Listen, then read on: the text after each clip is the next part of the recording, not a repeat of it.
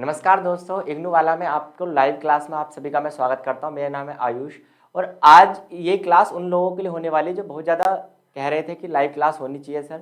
आज जो एग्ज़ाम है आपका, वो एग्ज़ाम है आपका जून 2023 का बीएजी कोर्स का बीपीएससी 132 का एग्ज़ाम कुछ ही घंटों में होने वाला है मेरे भाई।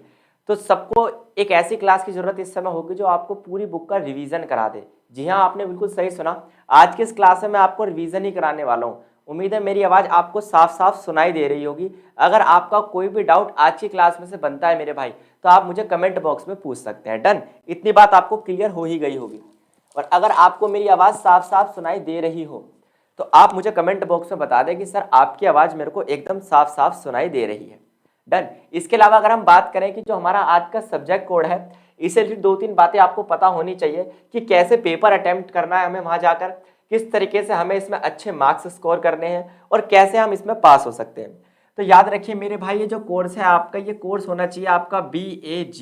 कौन से कोर्स की बात कर रहा हूँ मेरे भाई? मैं BAG कोर्स की बात कर रहा हूँ। और कहीं ना कहीं ये जो आपका सब्जेक्ट कोड है, ये ज़्यादातर लोगों के पास होगा जिन्होंने पॉलिटिकल साइंस ली होगी। BPSC 132, क्या कहोगे आप इस सब्जेक्ट कोड को? BPSC 132। डन। इतनी बात आपको याद रहेगी। BPSC 132 जिसका नाम क्या है? भारत की सरकार और राजनीति, भारतीय सरकार और राजनीति का ये कॉन्सेप्ट है। अगर आपको ये क्लास वास्तव में पसंद आए तो आप इस क्लास को पूरा देखते चलिए मेरे साथ। ये बिल्कुल लाइव क्लास है। आपके कमेंट्स में आपके देख ही लेता हूँ, ठीक है मेरे भाई? कमेंट्स में आपकी देख लेता हूँ। अगर कमेंट में कोई भी दिक्कत होने वाली है तो अगर आपका कोई भी डाउट बनता है तो आप मुझे कमेंट कर सकते हैं। डन। चलिए तो इस क्लास को करते हैं अब हम शुरू। अगर आपका बनता है इस क्लास में कोई भी डाउट तो आप मुझसे कमेंट बॉक्स में जरूर पूछना मेरे भाई। डन। यहां तक आपको बात क्लियर होगी। चलिए शुरू करते हैं इस बुक को। देखिए, सबसे पहले तो मैं आपको बता देना चाहता हूं, आपका जो पेपर आने वाला है उस पेपर को लेकर मैंने एक क्वेश्चन पेपर डिस्कस भी किया था। और डिस्कस किया था तो आप प्लेलिस्ट में जाकर उसको चेक कर सकते हैं। इस कोड का क्वेश्चन पेपर मैंने डिस्कस किया हुआ है। क्वेश्चन पेपर को अटेम्प्ट कैसे करना है, सबसे पहले हम इस पे बात कर लेते हैं, कैसे पेपर को अटेम्प्ट करना है। क्योंकि ज्यादातर मेरे भाइयों को दिक्कत इस चीज को लेकर रहती है कि पेपर को अटेम्प्ट कैसे करते हैं। देखिए, यहां पर जो आपका क्वेश्चन होने वाला है वो थोड़ा लॉन्ग क्वेश्चन होता है। कैसा क्वेश्चन होता है मेरे भाई? थोड़ा लॉन्ग क्वेश्चन होता है। तो इसमें करना क्या होता है, आपको 3 हेडिंग बनानी होती है। कितनी हेडिंग बनानी होती है मेरे भाई? 3 हेडिंग बनानी होती है। आप कहोगे सर कौन कौन सी वो 3 हेडिंग होते हैं? देखिए, वो भी मैं आपको बता देता हूं। हर क्वेश्चन में आपको एक हेडिंग बनानी है भूमिका की। किसकी हेडिंग बनानी है? भूमिका की, यानी इंट्रोडक्शन। हर क्वेश्चन का इंट्रोडक्शन होता है। ये 12th क्लास नहीं है कि आप क्वेश्चन को देखेंगे डायरेक्ट उसका आंसर देना शुरू कर देंगे, नहीं। ये कहीं ना कहीं ग्रेजुएशन है। यहाँ पर आपको करना क्या, हर क्वेश्चन का एक भूमिका पता होनी चाहिए। उस क्वेश्चन को स्टार्ट करने का एक तरीका होता है। फॉर एग्जाम्पल, अगर आपको भारत के मौलिक अधिकार बताने, संविधान के मौलिक अधिकार बताने, तो सबसे पहले आपको भूमिका में ये बताना होगा मौलिक अधिकार होते क्या है, मौलिक अधिकार संविधान में क्यों शामिल किए गए, क्या उनका महत्व है। तो इस तरीके से आपको हर क्वेश्चन की एक भूमिका लिखनी पड़ेगी। भूमिका लिखने के बाद सेकंड पार्ट में आप लिखेंगे मुख्य उत्तर, है ना। सेकंड पार्ट में आप लिखेंगे मुख्य उत्तर, यानी मुख्य जो आपका मेन क्वेश्चन है। फॉर एग्जांपल, मौलिक अधिकार कितने हैं, तो आप इसमें लिखेंगे कि 6 मौलिक अधिकार हैं। मौलिक कर्तव्य क्या होते हैं, राज्य के नीति निर्देशक सिद्धांत क्या होते हैं, तो वो सारा आंसर आपका इसमें आ जाएगा। हर क्वेश्चन के लास्ट में, हर क्वेश्चन के लास्ट में आप एक हेडिंग बनाएंगे, दैट इज निष्कर्ष। क्या बनाएंगे? निष्कर्ष, जिसे हम कहते हैं क्या? कंक्लूजन। क्या कहते हैं मेरे भाई? कंक्लूजन। कंक्लूजन की हेडिंग बनाना इंपॉर्टेंट है, क्योंकि पूरे क्वेश्चन को करने के बाद मैंने उसका इंट्रोडक्शन दिया, क्वेश्चन को इवेल्युएट कर दिया, क्वेश्चन आपके सामने लिख दिया, लेकिन कहीं ना कहीं दिक्कत ये आती है कि पूरे को एक बार आपको निष्कर्ष में बताना पड़ेगा कि इस क्वेश्चन से हम ये बात सीखते हैं, इस क्वेश्चन से ये समझते हैं। जब आप इन क्वेश्चन को, किसी भी क्वेश्चन को इस पैटर्न में वहां सोल्व करके आएंगे तो आपको अच्छे नंबर मिलना तय है मेरे भाई, अगर आपको वास्तव में इग्नू में फर्स्ट डिवीजन लेके आनी है। डन। अब आप कहोगे सर कितने में कितने शब्द लिखने हैं? भूमिका में कम से कम आप कोशिश करो 100 शब्द तो आप लिखो ही लिखो, ठीक है। बात करें किसकी? मुख्य आंसर की, तो ये 300 शब्दों में आपका होना चाहिए। और बात करें निष्कर्ष की तो ये भी 100 शब्दों में होना चाहिए। तो कुल मिलाकर आपको हर क्वेश्चन में कितने शब्द लिखने हैं मेरे भाई? हर क्वेश्चन में कोशिश करनी है 500 शब्द लिखने हैं। अब जो मेरे भाई फर्स्ट ईयर में नए नए इग्नू में आए हैं उन्हें ये पता नहीं होगा, उन्हें मैं बता देता हूं, यहां पर केवल एक शीट मिलती है मेरे भाई, एक सिंगल सीट। जितना आपको लिखना उसी शीट में लिखना होगा, दूसरी शीट मिलने का मतलब नहीं बनता यहाँ, है ना। लेकिन उसी शीट में 20-22 पन्ने होंगे आपके, उसको फुल भर के आपको आना पड़ेगा, तभी आप हो पाएंगे पास। अगर आप उसे भी खाली छोड़ जाए तो फेल होने के चांसेस बहुत ज्यादा इग्नू में अब होने वाले हैं, क्योंकि भाई जनसंख्या बड़ी हो रही है। तो चलिए आज की अपनी क्लास शुरू करते हैं और समझते हैं बीपीएससी के कौन कौन से ऐसे टॉपिक हैं जो कि इंपॉर्टेंट बनने वाले हैं। उम्मीद है मेरे पढ़ाई हुई बात आपको अच्छी लगती होगी। अगर आपको वास्तव में अच्छी लगती है तो आप मेरे को जरूर बताना मेरे भाई। सबसे पहले तो ये जान लेते हैं कोर्स का नाम क्या है, बीपीएससी 132। बुक का नाम क्या है, भारत की सरकार और राजनीति। क्या है बुक का नाम, भारत की सरकार। यानी कि इसमें हम एक तो पढ़ेंगे सरकार के बारे में। किसके बारे में पढ़ेंगे भाई, सरकार के बारे में पढ़ेंगे। और आपको पता है सरकार के कितने अंग होते हैं मेरे भाई, 3 अंग होते हैं, विधायिका, कार्यपालिका और न्यायपालिका। तो सरकार के तीनों अंग के बारे में पढ़ेंगे। फिर हम पढ़ेंगे राजनीति के बारे में कि कैसे देश की राजनीति चलती है, राजनीति का अध्ययन कैसे किया जाता है, पॉलिटिकल साइंस को कैसे पढ़ा जाता है, राजनीतिक विज्ञान को कैसे पढ़ा जाता है। उम्मीद है यहां तक बात आपको समझ में आ गई होगी। ये जो मैंने आपके सामने खोल रखी है मेरे भाई, ये इग्नू की बुक ही है, तो आप इस चीज की बिल्कुल टेंशन मत लेना। ये कुछ नया नहीं पढ़ा रहा हूं मैं आपको इग्नू की बुक ही पढ़ा रहा हूं। चलिए सबसे पहले सिलेबस को डिस्कस करते हैं थोड़ा थोड़ा सा। सबसे पहले हम बात करते हैं कौन से चैप्टर में से कितने नंबर का पेपर आना है और किस तरीके से आपको वहां जाकर उसका अटेम्प्ट करना है। अगर आप बहुत ज्यादा नहीं पढ़ना चाहते, उम्मीद है आपको साफ साफ दिखाई दे ही रहा होगा, बिल्कुल मेरे भाई, बिल्कुल साफ साफ हमें दिखाई दे रहा है। तो सबसे पहले फोकस ये करते हैं कि सिलेबस को समझ लेते हैं, क्योंकि अगर आप सिलेबस समझ गए तो पेपर अटेम्प्ट करना आपके लिए बहुत ज्यादा आसान हो जाएगा। देखो सबसे पहले तो मैं आपको जैसे पढ़ाऊंगा, आज की क्लास थोड़ी लंबी चलेगी, 1-1.5 घंटा भी हो सकता है इसमें, लेकिन पेपर से पहले मेरी ये क्लास देख के चले जाना भाई, फेल नहीं कर सकता तुम्हें कोई। देखो भारत की राजनीति के अध्ययन के उपागम क्या है, भारतीय राजनीति के अध्ययन के उपागम कौन कौन से, यानी कैसे राजनीति को पढ़ा जाता है। भारत की राजनीति को समझने के कई दृष्टिकोण हो सकते हैं, कई तरीके से भारतीय राजनीति को समझा जाता है। 3 दृष्टिकोण है भाई। पहला है उदारवादी दृष्टिकोण, दूसरा है मार्क्सवादी दृष्टिकोण, तीसरा है गांधीवादी दृष्टिकोण। अब भाई ये जो गांधीवादी दृष्टिकोण है, इस पर क्वेश्चन दिसंबर 2022 के पेपर में आ चुका है, तो इस बार इसके चांसेस क्या हो जाते हैं, कहीं ना कहीं कम हो जाते हैं। तो इस बार इन दोनों में से क्वेश्चन आना है, या तो आपसे पूछा जाएगा उदारवादी दृष्टिकोण या आपसे पूछा जाएगा मेरे भाई मार्क्सवादी दृष्टिकोण। याद रखिए बात, ये भी ये सारे दृष्टिकोण में पढ़ाने वाला हूं आपको आगे, टेंशन मत लेना, एक एक चीज समझा के जाऊंगा। डन। नेक्स्ट अब बात करते हैं दूसरा खंड जो है, सेकंड ब्लॉक बनता है भारत के संविधान का, जिसमें आपसे पूछा जाएगा संविधान की विशेषताएं क्या क्या है। दूसरा, संविधान में कौन कौन से मौलिक अधिकार दिए गए हैं, संविधान में कौन कौन से मौलिक अधिकार दिए गए हैं। और राज्य के नीति निर्देशक सिद्धांत क्या है, राज्य के नीति निर्देशक सिद्धांत क्या है और मूल कर्तव्य क्या है। अब मैं तुम्हें दिसंबर 2022 का जो पेपर पिछली साल हुआ है, अभी हाल फिलहाल में 6 महीने पहले, उसके बारे में थोड़ा सा बताता हूं। उसमें ये वाला क्वेश्चन भी आ चुका है, ये वाला क्वेश्चन भी आ चुका है। क्योंकि देखो इग्नू का पैटर्न बड़ा सिंपल सा है, एक ब्लॉक है, खंड एक, खंड दूसरा, हर ब्लॉक में से एक क्वेश्चन 100% आना है। अब मैंने कह दिया इन दोनों में से एक क्वेश्चन 100% आना है मेरे भाई, तो इन्हें थोड़ा थोड़ा सा पढ़ लो। इन दोनों में से अब की बार एक क्वेश्चन 100% आना है, इन दोनों में से एक क्वेश्चन 100% आना है। हो गया क्लियर सिलेबस? ठीक है, पढ़ाऊंगा मैं ही सारा, तुम्हें टेंशन लेना ही नहीं है, पहले सिलेबस समझ लो। अब बात करते हैं संस्थाओं की। ये संस्थाएं क्या है, इसमें से एक क्वेश्चन आना है, या तो विधायिका पे क्वेश्चन आएगा, या कार्यपालिका पे, या न्यायपालिका पे, क्योंकि तीनों ही सरकार के क्या हैं ये भाई, ये तीनों ही सरकार के अंग हैं, ये तीनों सरकार के अंग हैं। एक देश की सरकार 3 चीजों से चलती है, विधायिका यानी संसद से, कार्यपालिका यानी कि नौकरशाही तंत्र से, और तीसरा है अपना न्यायपालिका यानी कोर्ट से, है ना भाई। भाई इसका काम तो होता है, विधायिका का काम तो होता है कानून बनाना, है ना, और कार्यपालिका का काम क्या होता है, कानूनों को लागू करना, और न्यायपालिका का काम क्या होता है मेरे भाई, कानूनों का पालन करवाना। भाई एक बनाएगी, एक लागू करेगी, और एक क्या करेगी, अगर उन कानूनों को लोग नहीं मानते तो उनको पालन करवाएगी कौन, न्यायपालिका। समझ में आ रही है मेरी क्लास भाई, मजा आ रहा है? ठीक है, ऐसे ही मजा आता रहेगा। देखो अब बात करते हैं इन तीनों में से एक क्वेश्चन तो आने ही आना है, खंड 4 की। इसमें क्या है, पिछली बार जाति पे क्वेश्चन आया था, जाति और वर्ग पे, जनजाति पे भी क्वेश्चन आया था, जेंडर पे भी क्वेश्चन आया था, और मजदूर पे भी क्वेश्चन आया था। तो मतलब बचा क्या, इस बार किसान आंदोलन के आने के चांसेस ज्यादा बन जाते हैं मेरे भाई। किसान आंदोलन पूछा जाएगा आपसे, और जेंडर आधारित आंदोलन पूछे जाएंगे, मैं आपको समझा दूंगा। हो गए पास, इतना आपने कवर कर लिया, पास हो गए। बचा क्या, थोड़ा सा और ऊपर की तरफ चलते हैं। देखो बचे ये 2 ब्लॉक। अब ब्लॉक बचा, एक तो 5वें नंबर का ब्लॉक हमारा, और एक बचा 6ठे नंबर का ब्लॉक। छठा ब्लॉक सबसे छोटा है, इसलिए इसमें से एक क्वेश्चन तो 100% आना ही है मेरे भाई। छठे ब्लॉक में से एक क्वेश्चन 100% आना है, एक क्वेश्चन 100%, 6th ब्लॉक में से। तो इसका मतलब समझे मैं क्या कहना चाह रहा हूँ, सबसे छोटा और एक क्वेश्चन फिक्स है, तो सबसे पहले इसे कवर करो ना मेरे भाई।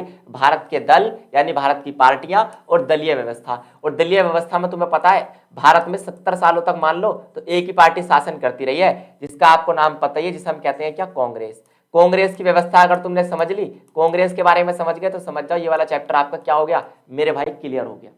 समझ में आया बीपीएससी 132 का सिलेबस क्लियर हुआ मेरे भाई। भाई रही बात किसकी, धर्म की और राजनीति की, तो इसमें तो धर्मनिरपेक्षता आता है, एक सांप्रदायिकता आता है। धर्मनिरपेक्षता का मतलब क्या होता है, सांप्रदायिकता का मतलब क्या होता है, सब मैं समझाऊंगा। चलिए अब क्लास को कर देते हैं शुरू, सिलेबस हो गया कंप्लीट। समझ में आया मेरे भाई। लाइव हो आप मेरे साथ, लाइव जुड़े हो आप, मुझे कमेंट बॉक्स में बता दे रहे हो, मुझे आपकी कमेंट मेरे सामने साफ साफ दिखाई दे रही है, तो उसकी आप टेंशन मत लो। सामने लगा हुआ है कमेंट बॉक्स, वो सामने मेरे को दिखाई दे रही है, आप जो मेरे को हेलो करे सब दिखाई दे रहा है। डन मेरे भाई। चलिए तो अब शुरू करते हैं एक एक चैप्टर को समझने का, ठीक है भाई। चलो ये हो गया आपका सबसे पहला चैप्टर, भारतीय राजनीति के अध्ययन के उपागम। भारतीय राजनीति के अध्ययन के उपागम, भारत की राजनीति को कैसे पढ़ा जाता है। भाई भारत की राजनीति को पढ़ने के तीन तरीके हैं, या तो आप उदारवादी उपागम उठा लो, चाहे गांधीवादी उपागम उठा लो, चाहे मार्क्सवादी। उदारवादी लोग क्या कहते हैं, चलिए इनके बारे में जानते हैं। उदारवादी लोग क्या कहते हैं कि भारतीय राजनीति को कैसे पढ़ा जाना चाहिए, भारतीय राजनीति को कैसे पढ़ा जाना चाहिए, इसके बारे में उदारवादी अवधारणा क्या कहती है। ठीक है, बिल्कुल सिंपल सिंपल पॉइंट मैं आपको बता दूंगा, उन्हीं को आप हाईलाइट कर लेंगे और उन्हीं को नोट कर लेंगे मेरे भाई। ठीक है, चलो ये रही आपकी राजनीति के अध्ययन की उदारवादी अवधारणा। राजनीति को पढ़ने की उदारवादी अवधारणा क्या है, चलो समझ लेते हैं मेरे भाई। अगर आपका कोई भी डाउट अब बने, क्योंकि अब मैं रेगुलर फ्लो में क्लास लेता रहूंगा, तो आप मुझे कमेंट बॉक्स में बता सकते हैं, क्योंकि अब ये क्लास थोड़ी लंबी चलेगी। देखिए राजनीति के अध्ययन के उदारवादी उपागम की अगर हम बात करें, तो उदारवादी उपागम ये कहता है, उदारवादी उपागम क्या कहता है, देखो भाई हर क्वेश्चन में मैं तुम्हें केवल 8 पॉइंट बताऊंगा। कितने, 8 पॉइंट, उन्हें नोट कर लेना, उन्हें रट के चले जाना, पास हो जाओगे। देखो उदारवादी उपागम ये कहता है कि भारत की राजनीति के अध्ययन के लिए, भारत की राजनीति के अध्ययन के लिए व्यवस्थावादी उपागम एक बदला हुआ प्रकार है। यानी कुल मिलाकर कहा गया है कि उदारवादी उपागम का दूसरा नाम क्या कहा गया, व्यवस्थावादी उपागम। भाई इस उपागम को दूसरा नाम क्या दे दिया गया, व्यवस्थावादी उपागम, व्यवस्थावादी उपागम। भाई चलो एक पॉइंट तो हमें पता चल गया कि उदारवादी उपागम का दूसरा नाम क्या रखा गया है मेरे भाई, व्यवस्थावादी उपागम रख दिया इन्होंने। डन, एक बात क्लियर हुई। दूसरी बात देखो, इसके बाद अगर बात करें व्यवहार, उसकी बात कर रहे हैं उदारवादी दृष्टिकोण की। उदारवादी दृष्टिकोण को भारतीय राजनीति के अध्ययन में प्रयोग किया जाता है। भाई दूसरा पॉइंट ये मिल गया हमें, ये हो गया आपका सेकंड पॉइंट कि उदारवादी जो उपागम होता है इसमें स्वतंत्रता पर ध्यान दिया जाता है, आजादी पर ध्यान दिया जाता है। जब स्वतंत्र रूप से, आजादी रूप से हम क्या करते हैं, राजनीति का अध्ययन करते हैं बिना किसी दबाव में रह के, तो उसे कहते हैं उदारवादी दृष्टिकोण। ये भारतीय राजनीति को कैसा मानता है, चलिए इसके बारे में थोड़ा सा और जानने की कोशिश करते हैं। देखो सबसे पहले इनकी बात जो की थी, उदारवादी दृष्टिकोण की बात सबसे पहले किन किन व्यक्तियों ने की थी, David Easton, James S Coleman, ये दो व्यक्ति थे जिन्होंने सबसे पहले क्या की थी, 1950-60 में विकासशील देशों के लिए इस उपागम का इस्तेमाल किया था। 3 पॉइंट क्लियर हो गए। कौन कौन से व्यक्ति थे जिन्होंने इनकी बात की थी, डेविड ईस्टन ने, जेम्स एस कोलमैन ने, उदारवादी उपागम मेरे भाई। याद रहेंगे तीनों पॉइंट। चलिए आगे देखो भाई, समझ में तो आ रहा है मैं क्या समझा रहा हूं आपको, ठीक है। आज आगे बात करते हैं। अर्थशास्त्रियों का विचार है कि विकास का मतलब है विकास की दर, आधारभूत ढांचे का विकास। भाई उदारवादी दृष्टिकोण में यह कहा जाता है, उदारवादी दृष्टिकोण में यह कहा जाता है कि विकास का मतलब क्या है, विकास का मतलब है देश का आधारभूत ढांचा सुधार दो आप। विकास का मतलब क्या है, देश का आधारभूत ढांचा सुधार दो। मतलब देश में अगर विकास करना है तो देश की सड़कें, पुल, नदी नाले, इनको मजबूत कर दो, देश का विकास हो जाएगा। डन, ये है हमारा कौन सा उपागम, ये था हमारा उदारवादी उपागम मेरे भाई। याद रहेगी ये वाली बात, ठीक है। चलिए उदारवादी उपागम के बारे में तो अभी बहुत कुछ जानना है हमें, नॉर्मल सी चीजें तो हमें जाननी है, ठीक है। इसके अलावा बात करें अगर किसकी, उदारवादी उपागम में, देखो यह है आपका भारतीय राजनीति को बिना ट्रेड यूनियन की भूमिका के देखना, बड़े उद्योगों को घरानों में भूमिका निभाना, अमीर किसानों की बात करना। इसके अलावा क्या करना, कोशिश ये करना कि समाज बहुलवादी हो, समाज कैसा हो, बहुलवादी हो। कुल मिलाकर उदारवादी उपागम कहता क्या है, समाज में स्वतंत्रता हो, बड़े बड़े उद्योग स्थापित किए जाएं, खुली अर्थव्यवस्था हो, खुला व्यापार हो, ऐसी राजनीति को कहते हैं क्या हम, उदारवादी राजनीति। उदारवाद जो शब्द है मेरे भाई लिबरल से बना है। लिबरल का मतलब होता है स्वतंत्रता यानी कि आजादी। जब हमें आजादी मिल जाती है तो हमारी हर चीज क्या हो जाती है, खुला व्यापार हो जाता है ना। एक देश से दूसरे देश में आना जाना बिल्कुल क्या हो जाता है, बिना रुकावट के हो जाता है। आयात निर्यात बिना रुकावट के होने लगते हैं। ऐसी राजनीति को हम कहते हैं कौन सी राजनीति मेरे भाई, इसे ही कहते हैं उदारवादी राजनीति। याद रहेगा मेरे भाई। चलिए अगले की बात करते हैं। उदारवादी उपागम की क्या है, सीमा भी है कुछ। जैसे फॉर एग्जांपल ये एक सामाजिक परिवर्तन की प्रक्रिया है। ये क्या है, एक सामाजिक परिवर्तन की प्रक्रिया है, ये बात आपको याद रखनी है। इसके अलावा अगर बात करें उदारवादी उपागम की तो कुछ पॉइंट्स इसके नीचे भी बहुत इंपॉर्टेंट दिए हुए हैं। जैसे फॉर एग्जांपल अगर बात करें तो यह क्या है, यह राजनीतिक व्यवस्था के बजाय राज्य की अवधारणा का प्रयोग करने से परहेज नहीं करती। यानी ये कहती है कि राजनीति पर फोकस नहीं किया जाना चाहिए। ये कहती है राजनीति से जरूरी है सरकार, राजनीति से जरूरी है राज्य की अवधारणा। वो ये कहती है कि राजनीति तो दुनिया करती है। उदारवादी उपागम क्या कहता है, राजनीति दुनिया करती है लेकिन राजनीति किए बिना लोगों की भलाई, लोगों तक क्या पहुंचे, विकास का अच्छा लाभ पहुंच पाए, उसे हम कहते हैं कौन सा उपागम मेरे भाई, उदारवादी उपागम। तो उम्मीद है उदारवादी उपागम आपको क्लियर हो गया होगा मेरे भाई। चलिए तो उदारवादी उपागम क्लियर हुआ, जल्दी बता दो मेरे भाई। उदारवादी उपागम ठीक है। उदारवादी उपागम किस किस की बात करता है, नागरिक समाज की बात करता है मेरे भाई। किसकी बात करता है, नागरिक समाज की। वो ये कहता है कि उदारवाद जो व्यवस्था है वो ये कहती है कि नागरिक समाज ही हमारे लिए सब कुछ होना चाहिए, समाज का कल्याण ही हमारे लिए सब कुछ होना चाहिए। राजनीति क्यों की जाए, ताकि लोगों का कल्याण हो, ताकि लोगों का क्या हो, कल्याण हो। तो आप उदारवादी में एक पॉइंट बना सकते हैं क्या, नागरिक समाज मेरे भाई। याद रहेगी ये बात। चलिए आगे बात करते हैं इसकी। ठीक, इसके बाद सामाजिक पूंजी की बात करता है। उदारवाद किसकी बात करता है मेरे भाई, सामाजिक पूंजी की बात करता है। किसकी बात करता है, सामाजिक पूंजी की। जिसमें ये कहता है कि सामाजिक पूंजी क्या है, समुदायों के बीच जो रिलेशन है, जो समुदाय में लोगों के बीच का जो संबंध है वो समाज की पूंजी है और इसको बचाया रखना चाहिए। इसको कहीं ना कहीं क्या किया जाना चाहिए, सुरक्षा देनी चाहिए, जो समाज में लोगों के बीच संबंध है। तो यही है उदारवादी दृष्टिकोण। उदारवादी दृष्टिकोण ये कहता है कि राजनीति कुछ नहीं है, सब कुछ है समाज, स्वतंत्रता, आजादी और पूंजीवाद। अभी मैं आपको इसका समराइज भी करके दिखाऊंगा मेरे भाई। चलिए उदारवादी दृष्टिकोण क्लियर हो गया। उदारवादी दृष्टिकोण अगर क्लियर हो गया हो आपको तो अब हम शुरू करेंगे भाई अपना मार्क्सवादी दृष्टिकोण। कौन सा, मार्क्सवादी। चलो भाई एक चैप्टर हो गया हमारा क्लियर। अब बात करते हैं मार्क्सवादी दृष्टिकोण की। मार्क्सवादी दृष्टिकोण क्या कहता है इसके बारे में थोड़ा सा जानने की कोशिश करते हैं मेरे भाई। देखो मार्क्सवादी अवधारणा क्या कहती है। मार्क्सवादी अवधारणा यह कहती है कि राजनीति को समझने के लिए सबसे जरूरी है समाज को समझना। किसको समझना है, समाज का।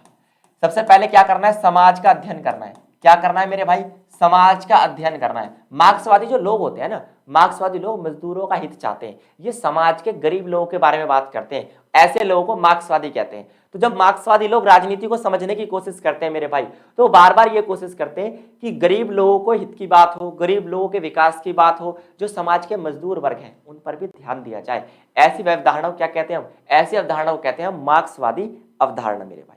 याद रहेगी ये वाली बात। चलिए इसके अलावा बात करें मार्क्सवाद में, एक नाम तो आपने सुना ही होगा, सोवियत संघ का।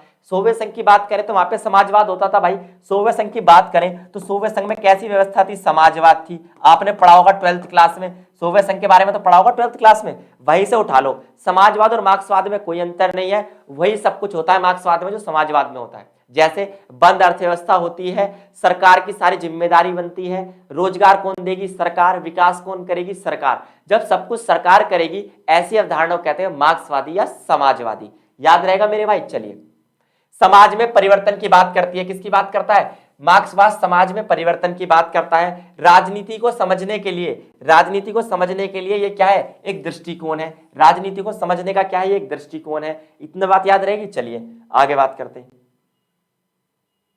चलो अब इसका अर्थ जान लेते हैं कि मार्क्सवाद का मीनिंग क्या है।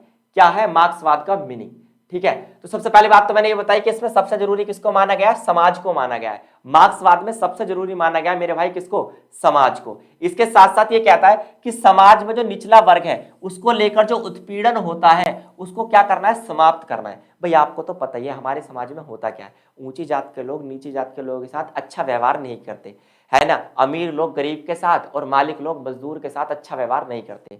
तो मार्क्सवादियों का कहीं ना कहीं ये कहना है कि उनके साथ जो उत्पीड़ित भरा व्यवहार होता है उस उत्पीड़न को खत्म किया जाए, उसको पीड़ित को क्या कीजिए, सहायता दी जाए, उस पीड़ित को समाज में रहने योग्य बनाया जाए। ऐसी व्यवस्था को कहते हैं क्या, मार्क्सवाद। भाई मार्क्सवाद के बारे में अब लिख आओगे, जितना मैंने बताया मार्क्सवाद के बारे में टेप आओगे, बस ये रटना नहीं है, जितना मैंने बोल दिया इतना ही लिख के आना है। डन। चलो तो मार्क्सवाद आपको क्लियर हो गया होगा मेरे भाई, अच्छी बात है अगर आपको मार्क्सवाद क्लियर हो गया है मेरे भाई। चलो मार्क्सवाद से आगे बढ़ जाते हैं। गांधीवाद तो मैंने बताया, गांधीवाद का आने इस बार मुश्किल है, फिर भी मार्क्सवाद के बारे में 2-3 बातें मैं आपको और बताता हूं। देखो मार्क्सवाद जो दृष्टिकोण है ये किसकी बात करता है, ये ग्रामीण क्षेत्रों की बात करता है। इसका कहना यह है कि मार्क्सवाद ये कहता है कि ग्रामीण क्षेत्रों में जो किसान वर्ग है वो एक गरीब तबका है, जबकि किसान जो है देश की रीढ़ माने जाती है नहीं। आपको नहीं लगता कि जो किसान जो उगाता है वही पूरा देश खाता है, फिर भी हमारे यहाँ सबसे बुरी स्थिति किसकी है, किसानों की।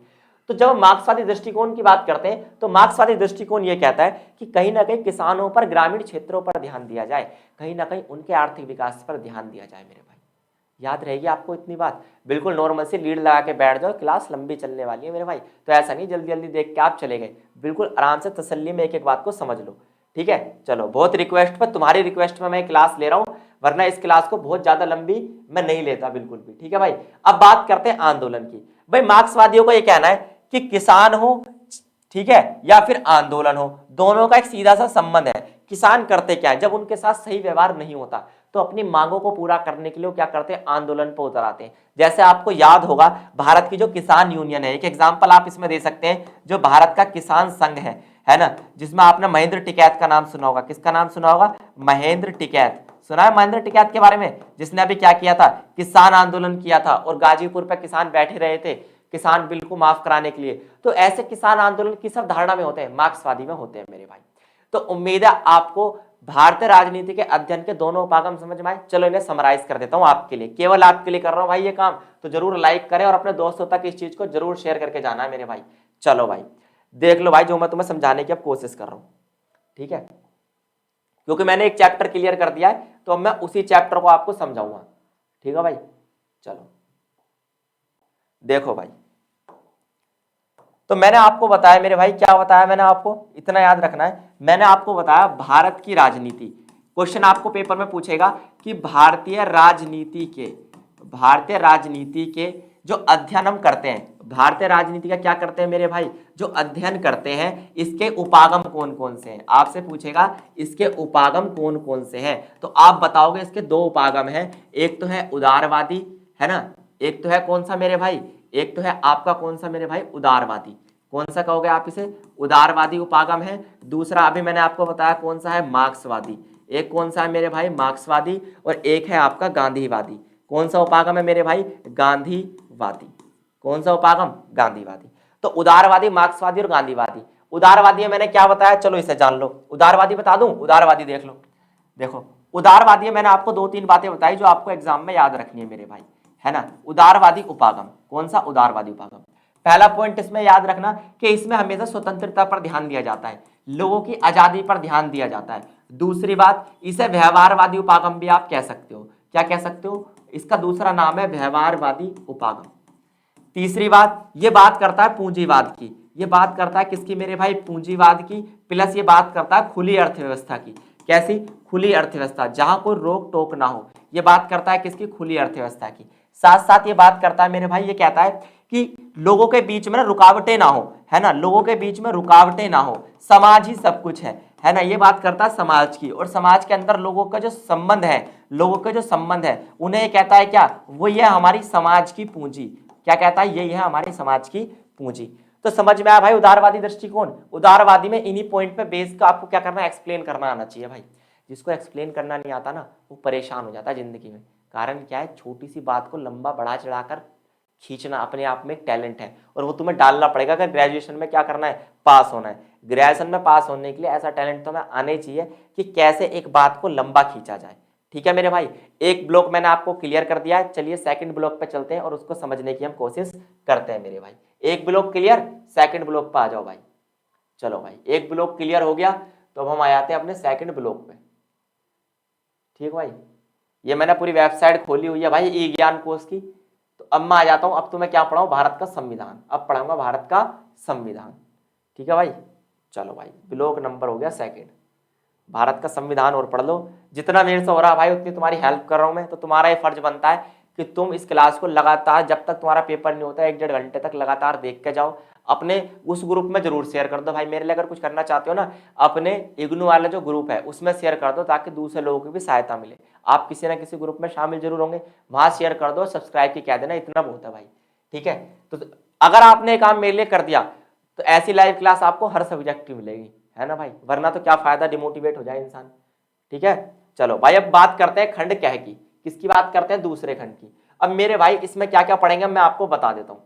इसमें से एक क्वेश्चन तो 100% आना ही है ना भाई। कोड तो आपको पता ही है, कोड कौन सा चल रहा है हमारा, कोड मत भूलना भाई, बीपीएससी 132। कौन सा कोड चल रहा है मेरे भाई, बीपीएससी 132। सबसे पहले भारतीय संविधान की बात करते हैं। भारत का संविधान क्या है, भारत के संविधान की बात करें तो कुछ नहीं है, ये एक किताब है। संविधान क्या है मेरे भाई, कुछ नहीं है, किताब है जिससे एक देश का शासन चलाया जाता है। जिससे क्या चलाया जाता है, एक देश का मेरे भाई शासन चलाया जाता है। डन। देखो अगर बात करें संविधान की तो यहां से आपसे एग्जाम में 3 क्वेश्चन पूछे जाएंगे। या तो आपसे कहेगा कि संविधान में जो मौलिक अधिकार मिले हमें, क्या मिले, संविधान में जो मौलिक अधिकार मिले हैं वो कौन कौन से हैं। दूसरा क्वेश्चन आपसे पूछेगा कि संविधान के मौलिक कर्तव्य कौन से हैं, क्या संविधान के मौलिक कर्तव्य कौन से हैं। और तीसरा क्वेश्चन आपसे पेपर में पूछेगा कि जो राज्य के नीति निर्देशक सिद्धांत हैं, राज्य के क्या है, निर्देशक सिद्धांत है मेरे भाई, उनके बारे में आपसे पूछ सकता है। ठीक है भाई, इनमें से एक क्वेश्चन अगर ना आए ना भाई, 100 रुपए इनाम है, 100% एक क्वेश्चन इन तीनों में से जरूर आता है एग्जाम में, चाहे आपसे क्या टिप्पणी करो चाहे डायरेक्ट क्वेश्चन आए, तीनों समझाऊंगा मैं आपको अभी। लेकिन एक इंपॉर्टेंट क्वेश्चन और है कि भारत के संविधान की विशेषताएं क्या है मेरे भाई, भारत के संविधान की विशेषताएं क्या है, संविधान की विशेषताएं क्या है मेरे भाई। क्लियर, चलो भाई अब मैं इसे बुक से नहीं समझाऊंगा, अब तुम्हें मैं से एक एक पॉइंट को लिख कर समझाऊंगा। बुक से क्या होता है, थोड़े कंफ्यूज हो जाते हो मेरे भाई, तो मैं अगर अपने हैंड रिटन नोट्स तुम्हें बनवा दूं, मजा ना आ जाएगा तुम्हें। चलो भाई शुरू करते हैं एक एक टॉपिक को। सबसे पहले भारतीय संविधान की विशेषताएं समझ लेते हैं। ठीक है मेरे भाई, एक बार मैं चेक कर लेता हूँ तुम्हारी आवाज मेरे को साफ साफ आएगी या नहीं आएगी, मेरी आवाज तुम्हें साफ साफ सुनाई दे रही है या नहीं दे रही है। ठीक है मेरे भाई, बिल्कुल साफ साफ आपको मेरी आवाज सुनाई दे रही होगी, बिल्कुल साफ साफ। डन। चलो अब आ जाते हैं भाई अपने मुद्दे पे। ठीक है, देखो भाई अब बात करते हैं अपने सब्जेक्ट की। देखो सबसे पहला तो आप हेडिंग बना लो भाई, ये बात कर रहे हैं हम खंड सेकंड की। किसकी बात कर रहे हैं भाई, ये बात कर रहे हैं खंड सेकंड की। सब्जेक्ट कोड आपको पता ही है, बीपीएससी 132। कौन सा भाई, बीपीएससी 132। बात कर रहे हैं भारतीय संविधान की। किसकी बात कर रहे हैं मेरे भाई, भारतीय संविधान। किसकी बात कर रहे हैं, भारतीय संविधान। सबसे पहले मैं भाई भारतीय संविधान की तुम्हें बता देना चाहता हूं विशेषताएं। सबसे पहले हम बात करते हैं कि भारत के संविधान की कौन कौन सी विशेषताएं हैं। अगर संविधान की विशेषताएं आ जाए ना तो बस इस वाले क्वेश्चन को तो तुम करके ही आ जाओगे 100%। देखो भाई भारतीय संविधान की विशेषताएं पढ़ लेते हैं, है ना। हेडिंग बना लो भाई, भारतीय संविधान की विशेषताएं। भाई देखो मेरी राइटिंग तो ऐसी सी है, लेकिन कोशिश पूरी करता हूँ साफ साफ लिखने की तुम्हारे लिए, ताकि कहीं ना कहीं तुम्हें थोड़ा सा बेनिफिट मिल जाए। डन, बेनिफिट की पूरी कोशिश करता हूं मैं तुम्हारे लिए। लो भाई, ठीक है भाई, कोई दिक्कत तो नहीं है। चलो भाई देखो भारतीय संविधान की विशेषताएं मैं तुम्हें 8 विशेषताएं बताऊंगा। सबसे पहली बात तो भाई लिखित संविधान। पहली विशेषता क्या है इसकी मेरे भाई, साफ साफ लिखता हूं, रुक जाओ भाई। लिखित संविधान, कैसा संविधान है भाई, लिखित संविधान है, लिखित संविधान। भाई भारत का संविधान लिखा हुआ है ये तो तुम्हें पता ही है। दूसरी विशेषता लिख लो भाई, दूसरी विशेषता है बड़ा संविधान है भाई। कैसा संविधान है, बड़ा संविधान है। ठीक है, 2 विशेषता। तीसरी विशेषता सुन लो भाई, कठोर और लचीला संविधान। क्या कहते हैं भाई, कठोर और लचीला है, कठोर भी है भाई लचीला भी है। चौथा उधार का थैला है भाई। क्या है, उधार का थैला कहते हैं हमारे संविधान को। क्या कहते हैं, उधार का थैला है। नंबर 5 भाई संविधान में दिए गए हैं मौलिक अधिकार। संविधान में क्या दिए गए हैं, मौलिक अधिकार दिए गए हैं, ये भी इसकी क्या है, विशेषता है। नंबर 6 संविधान में दिए गए हैं भाई मौलिक कर्तव्य। क्या दिए गए हैं, मौलिक कर्तव्य, है ना, ये भी क्या है, इसकी विशेषता है।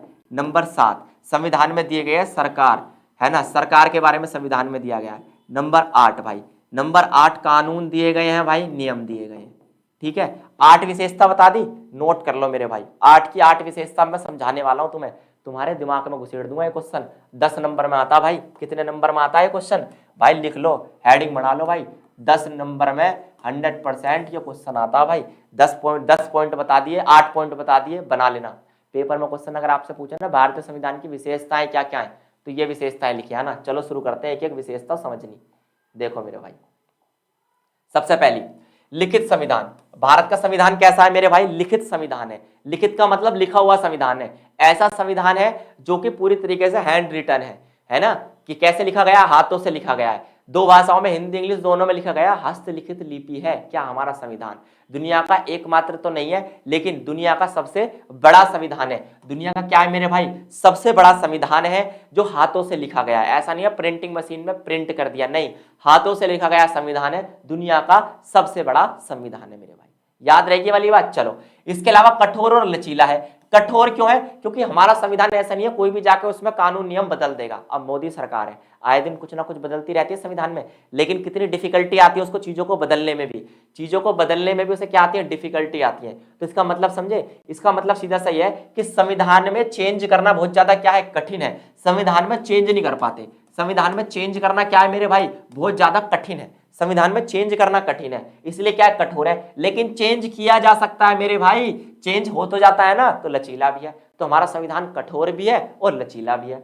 इसके अलावा उधार का थैला है हमारा संविधान। उधार का थैला इसलिए भाई क्योंकि संविधान में जितनी भी बातें हमने ली हैं, फॉर एग्जाम्पल मौलिक अधिकार दूसरे देश के संविधान से, राज्य के नीति निर्देशक सिद्धांत कहां से लिए? आयरलैंड के संविधान से, संसदीय प्रणाली ब्रिटेन के संविधान से, न्यायपालिका कार्यपालिका बाहर के देशों से।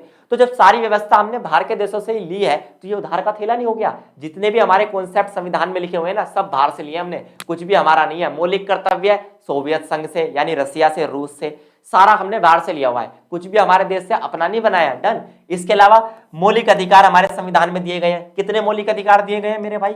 6 मौलिक अधिकार दिए गए हैं। संविधान के भाग 3 में दिए गए हैं। चलो ये भी बता देता हूं, संविधान के भाग किस में दिए गए हैं? 3 में दिए गए हैं। आर्टिकल दिए गए 14 से लेकर 35 तक संविधान में मौलिक अधिकार दिए गए, याद रहेगा मेरे भाई। इसके अलावा मौलिक कर्तव्य दिए गए। क्या दिए गए? मौलिक कर्तव्य। संविधान बात करता है, संविधान कहता है अगर मैं तेरे को कुछ अधिकार दे रहा हूं तो तेरा भी तो कुछ फर्ज बनता है कि तू कुछ मौलिक कर्तव्य दे।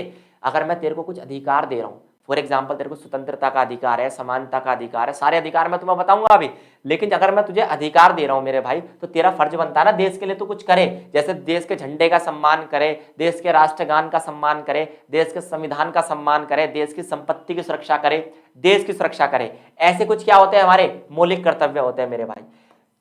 संविधान बात करता है सरकार की। संविधान किसकी बात करता है मेरे भाई? सरकार की बात करता है। संविधान ये कहता है कि देश की एक सरकार बनाई जाएगी जिसके 3 हिस्से होंगे, विधायिका, कार्यपालिका और न्यायपालिका होगी मेरे भाई। ठीक है, चलो। इसके अलावा कानून और नियम। संविधान हमारा कहता है कि देश में कानून नियम होंगे, देश में क्या होगा? कानून बनाए जाएंगे, नियम बनाए जाएंगे, और यह कोशिश की जाएगी कि देश को बेहतर तरीके से चलाया जा सके। क्वेश्चन क्लियर हुआ भाई? संविधान की विशेषताएं क्लियर हुई? स्क्रीनशॉट ले लो भाई इसका, यहीं के यहीं। ऐसा क्वेश्चन अगर पेपर में आ जाएगा तो यही पॉइंट बनाया ना, अगर ना नंबर मिले तो भाई मुझे आकर बता देना। एक क्वेश्चन क्लियर कर दिया मैंने, आगे बढ़ जाते हैं दूसरे क्वेश्चन की तरफ मेरे भाई। चलो मिटा दो इसको मैं, चलो भाई। ठीक है भाई, कोई भी अगर आपका डाउट बनना है ना, फिर भी कमेंट बॉक्स में बता दो मुझे, लाइव कमेंट आपकी साफ साफ दिखाई दे रही है। डन। अगली बात करते हैं भाई। चलो देखो भाई, अब बात करते हैं मौलिक अधिकारों की। किसकी बात करते हैं भाई? मौलिक अधिकार। क्या होते हैं हमारे मौलिक अधिकार? क्या होते हैं मौलिक अधिकार? चलो भाई देखते हैं। देखो भाई, मौलिक अधिकार क्या होते हैं? ऐसे अधिकार जो जीवन जीने के लिए बहुत ज्यादा जरूरी हैं, जिनके बिना एक देश में रहना, खाना पीना और अच्छी लाइफ स्टाइल को जीना मुश्किल नहीं है, लेकिन कठिन है। मुश्किल नहीं है, कठिन है मेरे भाई। देखो, मौलिक अधिकार ऐसे अधिकार होते हैं जिन्हें मूलभूत अधिकार कहते हैं, जो व्यक्ति के विकास के लिए जरूरी है। 2 पॉइंट लिख लेना इसके बारे में। अगर आपसे पूछे ना कोई कि मौलिक अधिकार है क्या, अगर आपसे कोई पूछे कि मौलिक अधिकार क्या है, तो लिख लेना भाई, पहली बात विकास के लिए जरूरी है। मौलिक अधिकार किसके लिए जरूरी है भाई? विकास के लिए जरूरी है। अगर मौलिक अधिकार नहीं होंगे तो विकास व्यक्ति का हो ही नहीं पाएगा। तो मौलिक अधिकार किसके लिए जरूरी है मेरे भाई? मौलिक अधिकार विकास के लिए जरूरी है। दूसरी बात, मौलिक अधिकारों को दूसरा क्या कहते हैं? मूलभूत अधिकार कहते हैं। क्या कहते हैं मेरे भाई? मूलभूत अधिकार कहते हैं। तीसरा, मौलिक अधिकार किस देश के संविधान से लिए गए हैं? अमेरिका के संविधान से लिए गए हैं, है ना, अमेरिका से लिए गए हैं मेरे भाई, ठीक है। इसके अलावा चौथा पॉइंट, मौलिक अधिकार जो थे वो संविधान के किसमें? संविधान के भाग 3 में दिए गए हैं। आर्टिकल की बात करें, अनुच्छेद की बात करें तो 14 से लेकर 35 तक बात होती है किसकी? हमारे मौलिक अधिकारों की। अगर बात करें मौलिक अधिकारों की संख्या कितनी है मेरे भाई, तो मौलिक अधिकारों की संख्या है 6। कितने मौलिक अधिकार है हमारे पास? टोटल 6 मौलिक अधिकार है मेरे भाई। कितने अधिकार है हमारे पास? टोटल 6 मौलिक अधिकार है, जिन्हें हम कहते हैं फंडामेंटल राइट्स। क्या कहते हैं? FR, fundamental rights. कुल मिला के ऐसे अधिकार, जैसे फॉर एग्जांपल तुम आजादी से जीवन जी रहे हो भाई, स्वतंत्रता का अधिकार हमारा मौलिक अधिकार है। तुम एजुकेशन ले रहे हो, मुझसे पढ़ रहे हो ना, स्कूल में जाकर पढ़ रहे हो, इग्नू में जाकर पढ़ रहे हो, क्या है? मौलिक अधिकार है, शिक्षा का अधिकार है ना। जीवन जी रहे हो, जीवन का अधिकार है ना। इसके अलावा सबको समानता है समाज में, किसी के साथ कोई भेदभाव तो नहीं होता। अब पिछड़ी जातियों को विशेष आरक्षण मिलता है। समानता का अधिकार क्या है मेरे भाई? मौलिक अधिकार। समझ में आ गया? चलो अब मौलिक अधिकार कौन कौन से होते हैं मैं आपको ये और समझा देता हूं। देखो भाई, अब बात करता हूं मैं मौलिक अधिकार की। 6 के 6 मौलिक अधिकार मैं आपको समझाने की कोशिश करूंगा मेरे भाई। 6 के 6 मौलिक अधिकार समझा दूंगा। देखो भाई, मैं तुम्हारे लिए मेहनत कर रहा हूं तो तुम्हारा कुछ फर्ज तो जरूर बनता है कि इस क्लास को भाई पूरा देखना। पहला मौलिक अधिकार है भाई हमारा समानता का अधिकार। कौन सा अधिकार है मेरे भाई? समानता का अधिकार। नोट कर लेना भाई, 6 के 6 मौलिक अधिकार। एक तो है हमारा समानता का अधिकार, दूसरा है हमारा स्वतंत्रता का अधिकार, स्वतंत्रता का अधिकार, तीसरा है हमारा भाई शिक्षा का अधिकार। लाइन वारी से लिख लो जैसे संविधान में दिए गए। समानता, स्वतंत्रता, फिर आता है हमारा कौन सा? धार्मिक स्वतंत्रता का अधिकार, धार्मिक स्वतंत्रता का अधिकार, धार्मिक स्वतंत्रता का अधिकार, ऐसे लिख लेना। नंबर 4 आता है हमारा शोषण के विरुद्ध अधिकार, शोषण के विरुद्ध, शोषण के विरुद्ध अधिकार। क्लियर मेरे भाई? 5वां आपका आता भाई शिक्षा का अधिकार। कौन सा? शिक्षा का अधिकार। डन मेरे भाई। और छठा आता है आपका संवैधानिक उपचारों का अधिकार। लास्ट आता है संवैधानिक उपचारों का अधिकार, संवैधानिक उपचारों का अधिकार। तो भाई 6 के 6 मौलिक अधिकार मैंने तुम्हारे लिए लिख दिए, एक एक को समझ लेते हैं। अगर आपका कोई भी डाउट बनेगा तो आप कमेंट बॉक्स में मुझसे पूछ सकते हैं। देखिए, हर व्यक्ति को मौलिक अधिकार है। अगर वो भारत में रह रहा है तो इसका मतलब है हर व्यक्ति को क्या है मेरे भाई? मौलिक अधिकार है, ठीक है। सबसे पहला अधिकार समानता का अधिकार। अगर कोई व्यक्ति भाई भारत में रह रहा है, कोई व्यक्ति कहाँ रह रहा है मेरे भाई? अगर कोई भी व्यक्ति भारत में रह रहा है तो उसके साथ कोई भेदभाव नहीं किया जाएगा, ना तो जाति के आधार पे, न धर्म के आधार पर, न लिंग के आधार पर, न नस्ल के आधार पर, न स्थान के आधार पर, न पैसे के आधार पर। किसी भी आधार पर कोई भेदभाव नहीं किया जाएगा। इसे हम कहते हैं समानता का अधिकार। तो भेदभाव नहीं होगा। क्या नहीं होगा मेरे भाई? भेदभाव नहीं होगा। भेदभाव को समाप्त कर देगा कौन सा अधिकार? हमारा समानता का अधिकार। याद रहेगा मेरे भाई? चलो आगे बढ़ जाओ। स्वतंत्रता का अधिकार। स्वतंत्रता का अधिकार क्या कहता है इसको समझ लो मेरे भाई। स्वतंत्रता का अधिकार ये कहता है कि भारत में हर व्यक्ति को आज़ादी है। किस किस चीज़ की आज़ादी है भाई? घूमने फिरने की आज़ादी है, भाषण देने की, अभिव्यक्ति की आज़ादी है, जीवन जीने की आज़ादी है, अपनी शांतिपूर्ण सभा करने की आज़ादी है, किसी भी धर्म को मानने की आज़ादी है। लेकिन ये कौन सी आज़ादी है? यह है धार्मिक स्वतंत्रता। भारत का कोई अपना धर्म नहीं है। जैसे पाकिस्तान में इस्लाम को बढ़ावा दिया जाता है, हर देश में कोई ना कोई धर्म को बढ़ावा दिया जाता है। भारत का कोई एक धर्म नहीं है। भारत तो विभिन्न धर्मों का देश है। तो हमारे यहाँ हर धर्म को क्या है मेरे भाई? आज़ादी है। इसे ही कहते हैं धार्मिक स्वतंत्रता का अधिकार। नंबर 4, शोषण के विरुद्ध अधिकार। भारत में यदि किसी का शोषण होता है, जैसे फॉर एग्जाम्पल बाल मजदूरी कराई जाती है, बंधुआ मजदूरी कराई जाती है, इसके खिलाफ आवाज उठाने का अधिकार है किसके? भारत के हर नागरिक को अधिकार है शोषण के खिलाफ आवाज उठाने का अधिकार। शिक्षा का अधिकार। शिक्षा के अधिकार में एक आर्टिकल लिख लेना, सबसे ज्यादा पूछा जाता है article 21A। Article 21A, article 21A ये कहता है कि भारत के हर बच्चे को 6 साल से लेकर 14 साल तक फ्री और कंपलसरी यानी निःशुल्क और अनिवार्य शिक्षा दी जानी चाहिए। उससे कोई पैसा नहीं लिया जाएगा जब तक वो लगभग 8वीं क्लास तक पास ना कर ले। डन। इसके बाद आता है संवैधानिक उपचारों का अधिकार। इस अधिकार को समझने में काफी बच्चों को दिक्कत आ रही थी मेरे भाई, बता देता हूं क्या है। जब सरकार ये सारे अधिकार छीन ले आपके, फॉर एग्जाम्पल मोदी सरकार क्या करे, आपके सारे जो क्या करे अधिकार छीन लेती है, तो आप कोर्ट में जाकर अपील कर देते हैं कि हमें हमारे अधिकार क्या चाहिए मेरे भाई, वापस चाहिए। तो जो अपने अधिकारों को वापस लेने के लिए आप अपील करोगे, उस अपील को करने के लिए जो आपको अधिकार दिया गया है वो ये है, संवैधानिक उपचारों का अधिकार। उपचार का मतलब तो आपको पता ही होगा ना, उपचार का मतलब क्या होता है? उपचार का मतलब होता है किसी का इलाज करना। तो जब सारे अधिकारों में बीमारी लग जाती है तो उनका उपचार करने के लिए बनाया गया है संवैधानिक उपचारों का अधिकार। उम्मीद है मेरे भाई ये बात आपको समझ में आ गई होगी। अगर आपको ये बात समझ में आ गई हो तो आप इसका स्क्रीनशॉट ले लो मेरे भाई।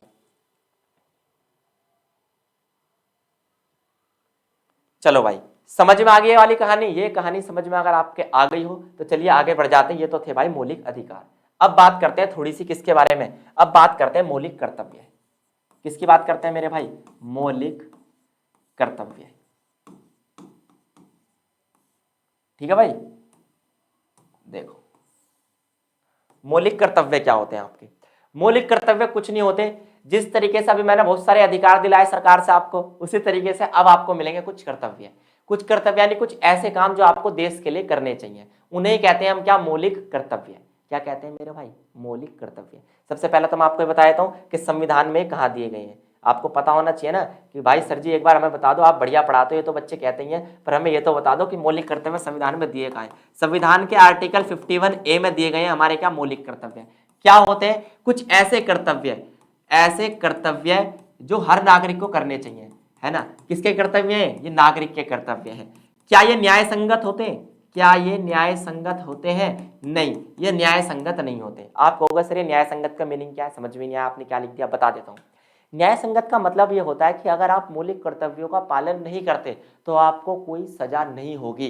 फॉर एग्जाम्पल, जैसे कुछ मौलिक कर्तव्य मैं आपके सामने लिख देता हूँ। पहला मौलिक कर्तव्य है अपने देश के झंडे का क्या करो? झंडे का भाई, झंडे का सम्मान करो। पहला मौलिक कर्तव्य हमारा क्या है? झंडे का सम्मान करो।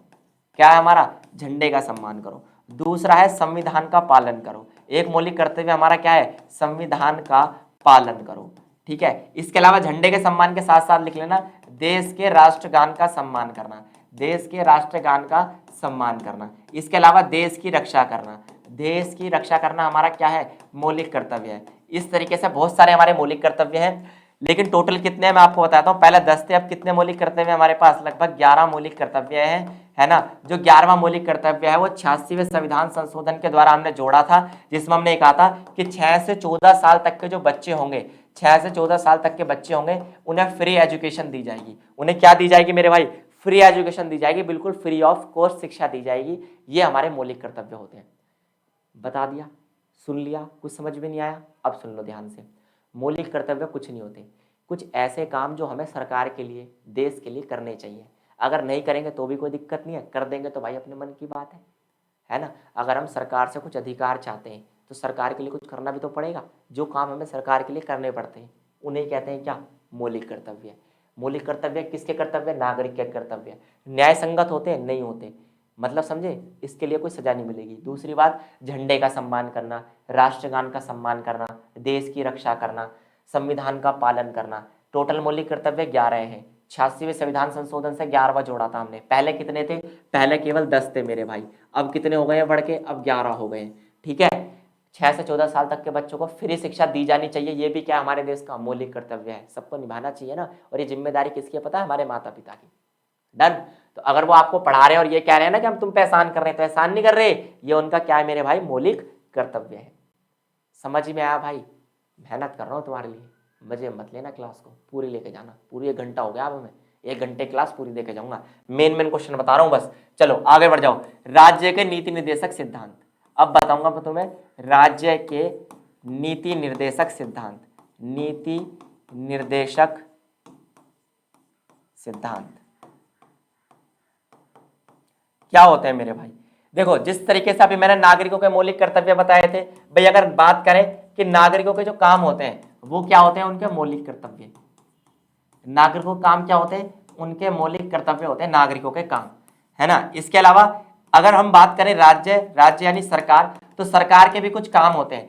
सरकार के कुछ ऐसे काम जो उन्हें समाज के लिए करने चाहिए। किसके लिए करने चाहिए भाई? समाज के लिए करने चाहिए। ऐसे कामों को कहते हैं क्या? राज्य के नीति निर्देशक सिद्धांत। यानी सरकार जो अपने नीति बनाएगी, जो सरकार अपनी नीति बनाएगी, उनका उद्देश्य क्या होना चाहिए? उनका उद्देश्य क्या होना चाहिए वो हमें बताते हैं राज्य के नीति निर्देशक सिद्धांत। जैसे उनका उद्देश्य क्या होना चाहिए, समाज का कल्याण करना। समाज का क्या करना मेरे भाई, कल्याण करना। समाज से क्या हटाना, भेदभाव हटाना। समाज का क्या करना मेरे भाई, विकास करना। ये होते हैं हमारे, क्या होते हैं, राज्य के नीति निर्देशक सिद्धांत। क्या होते हैं, सरकार हमारे लिए पॉलिसी बनाती है तो उसकी पॉलिसी को निर्देश देने वाला भी तो कोई होना चाहिए, कोई तो ऊपर ऐसा बैठा होना चाहिए। हमारा संविधान बैठा है जो ये बताता है कि पॉलिसी ऐसी बनाओ, पॉलिसी वैसी बनाओ, जो नीति बना रहे हो कल्याण के लिए बनाओ, जो नीति बना रहे हो उससे भेदभाव मिटाओ, जो नीति बना रहे हो उससे क्या करो, देश का विकास करो। तो जिससे सरकार का मौलिक कर्तव्य निश्चित होते हैं, जिससे सरकार को निर्देश मिलते हैं, ऐसे सिद्धांत तो कहते हैं राज्य के नीति निर्देशक सिद्धांत। इंग्लिश में इसे कहते हैं DPSP। अगर आपसे पूछे क्या ये न्याय संगत होते हैं, क्या ये न्याय संगत होते हैं, नहीं होते भाई, ये भी न्याय संगत नहीं होते। यानी सरकार अगर इनका पालन नहीं करती तो उसे कोई सजा होने वाली नहीं है। यही कारण है कि इन्हें रख तो दिया है पर इनका कोई संविधान में होना ना होना मायने नहीं रखता। इनका संविधान में होना ना होना मेरे भाई मायने नहीं रखता। तो उम्मीद है भाई आज की क्लास आपको बढ़िया लगी होगी। ऐसी क्लास आपको डेली मिला करेगी। आपके मैंने इतना पास कराने लायक करा दिया भाई, पास कराने लायक 5-6 क्वेश्चन करा दिए मैंने, इतना बहुत है भाई। तो अब आप कर दिए चैनल को सब्सक्राइब। आज के लिए केवल इतने, थैंक यू, धन्यवाद, नमस्कार मेरे भाई।